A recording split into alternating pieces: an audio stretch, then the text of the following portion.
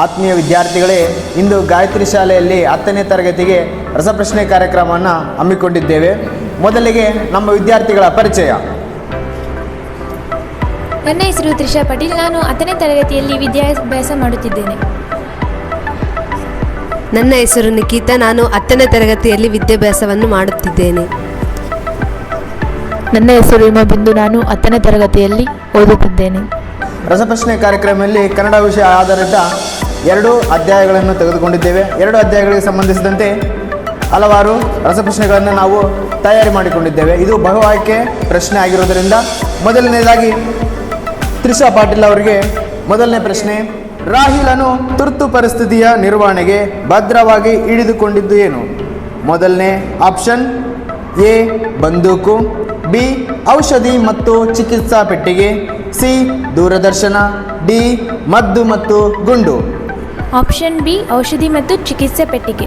Option B ಔಷಧಿ ಮತ್ತು ಚಿಕಿತ್ಸಾ ಪೆಟ್ಟಿಗೆ ಸರಿಯಾದ ಉತ್ತರ.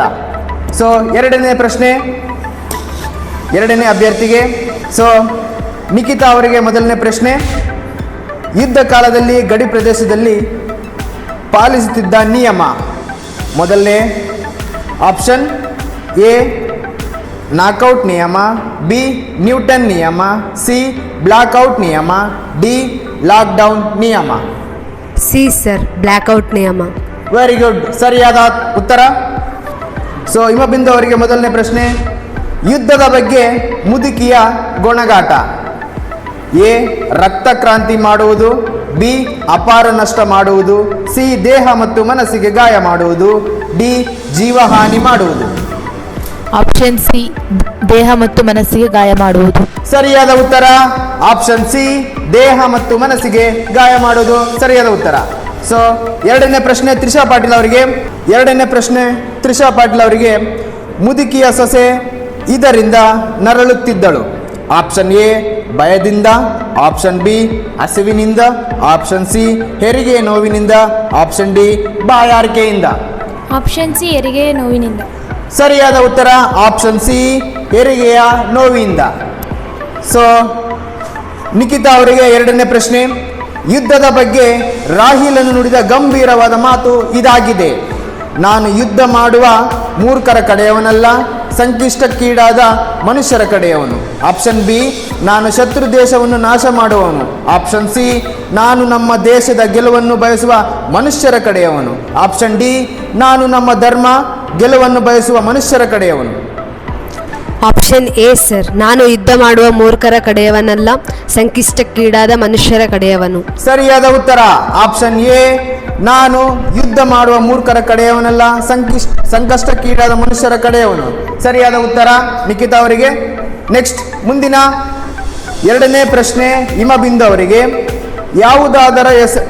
ಯಾವುದರ ಹೆಸರಿನಲ್ಲಿ ಮನುಷ್ಯ ಜೀವಿಗಳ ನಡುವೆ ಕೊಲೆಯಾಗುತ್ತದೆ? ಎ ಕರೋನಾದ ಹೆಸರಿನಲ್ಲಿ, ಬಿ ಆಹಾರದ ನೆಪದಲ್ಲಿ, ಸಿ ಯುದ್ಧದ ಹೆಸರಿನಲ್ಲಿ, ಡಿ ಸಂಪತ್ತಿನ ಹೆಸರಿನಲ್ಲಿ. ಆಪ್ಷನ್ ಸಿ ಯುದ್ಧದ ಹೆಸರಿನಲ್ಲಿ. ಸರಿಯಾದ ಉತ್ತರ ಆಪ್ಷನ್ ಸಿ ಯುದ್ಧದ ಹೆಸರಿನಲ್ಲಿ. ಸೊ ಮೂರನೇ ಪ್ರಶ್ನೆ ತ್ರಿಷಾ ಪಾಟೀಲ್ ಅವರಿಗೆ. ಮೂರನೇ ಪ್ರಶ್ನೆ.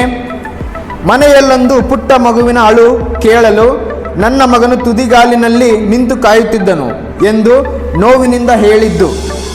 ಎ ರಾಹಿಲ, ಬಿ ಪೈಲಟ್, ಸಿ ಸೊಸೆ, ಡಿ ಮುದುಕಿ. ಡಿ ಮುದುಕಿ. ಡಿ ಮುದುಕಿ ಸರಿಯಾದ ಉತ್ತರ.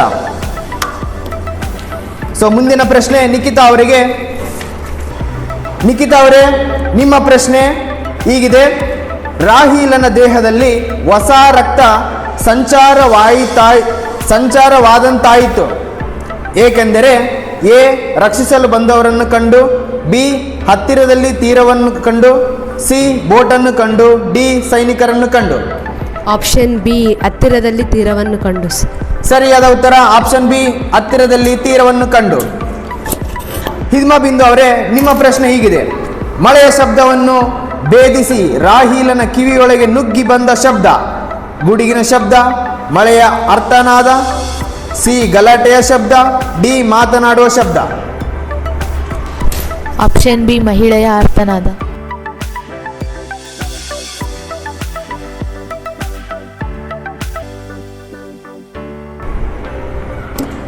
ಸೊ ಮುಂದಿನ ಪ್ರಶ್ನೆ ತ್ರಿಷಾ ಪಾಟೀಲ್ ಅವರಿಗೆ. ತ್ರಿಷಾ ಪಾಟೀಲ್, ನಿಮ್ಮ ಪ್ರಶ್ನೆ ಹೀಗಿದೆ: ರೇಡಿಯೋ ಸರಿಯಾಗಿ ಕಾರ್ಯನಿರ್ವಹಿಸುತ್ತಿಲ್ಲ, ಗ್ರೌಂಡಿನೊಡನೆ ಸಂಪರ್ಕ ಬೆಳೆಸಲು ಸಾಧ್ಯವಾಗುತ್ತಿಲ್ಲ ಎಂದು ಇವರು ಹೇಳಿದರು. ಮೊದಲನೇ ಆಪ್ಷನ್: ಎ ರಾಹೀಲಾ, ಬಿ ಮುದುಕಿ, ಸಿ ಮುದುಕಿಯ ಸೊಸೆ, ಡಿ ಪೈಲಟ್. D pilot.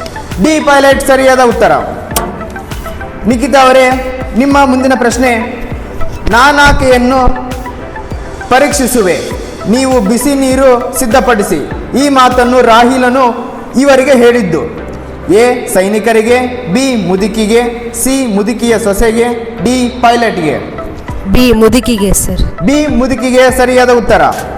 ಹಿಮಬಿಂದು ಅವರೇ, ನಿಮ್ಮ ಪ್ರಶ್ನೆ: ದಯವಿಟ್ಟು ಬಾಗಿಲು ತೆಗೆಯಿರಿ, ನಾನು ಗಾಯಗೊಂಡಿದ್ದೇನೆ ಎಂದು ಹೇಳಿದವರು: ಎ ಮುದುಕಿ, ಬಿ ರಾಹೀಲಾ, ಸಿ ಪೈಲಟ್, ಡಿ ಸೊಸೆ.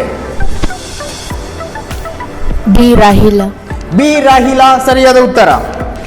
ಸೊ ಮುಂದಿನ ಪ್ರಶ್ನೆ ತ್ರಿಷಾ ಪಾಟೀಲ್ ಅವರಿಗೆ. ಯುದ್ಧ ಪಾಠದ ಆಕರ ಗ್ರಂಥ ಇದಾಗಿದೆ: ಎ ಪಯಣ, ಬಿ ಚಪ್ಪಲಿಗಳು, ಸಿ ಖೆಡ್ಡ, ಡಿ ಕದನ ವಿರಾಮ. ಆಪ್ಷನ್ ಬಿ ಚಪ್ಪಲಿಗಳು. ಆಪ್ಷನ್ ಬಿ ಚಪ್ಪಲಿಗಳು ಸರಿಯಾದ ಉತ್ತರ. ನಿಖಿತಾ ಅವರ ಮುಂದಿನ ಪ್ರಶ್ನೆ: ಲೇಖಕಿ ಸಾರಾ ಅಬೂಬಕರ್ ಅವರಿಗೆ ಸಂದ ಪ್ರಶಸ್ತಿ: ಎ ಪಂಪ ಪ್ರಶಸ್ತಿ, ಬಿ ನಾಡೋಜ ಪ್ರಶಸ್ತಿ, ಸಿ ನೃಪತುಂಗ ಪ್ರಶಸ್ತಿ, ಡಿ ಜ್ಞಾನಪೀಠ ಪ್ರಶಸ್ತಿ. ಸಿ ನೃಪತುಂಗ ಪ್ರಶಸ್ತಿ. ಸಿ ನೃಪತುಂಗ ಪ್ರಶಸ್ತಿ ಸರಿಯಾದ ಉತ್ತರ. ಸೊ ಮುಂದಿನ ಪ್ರಶ್ನೆ ಹಿಮಬಿಂದು ಅವರಿಗೆ.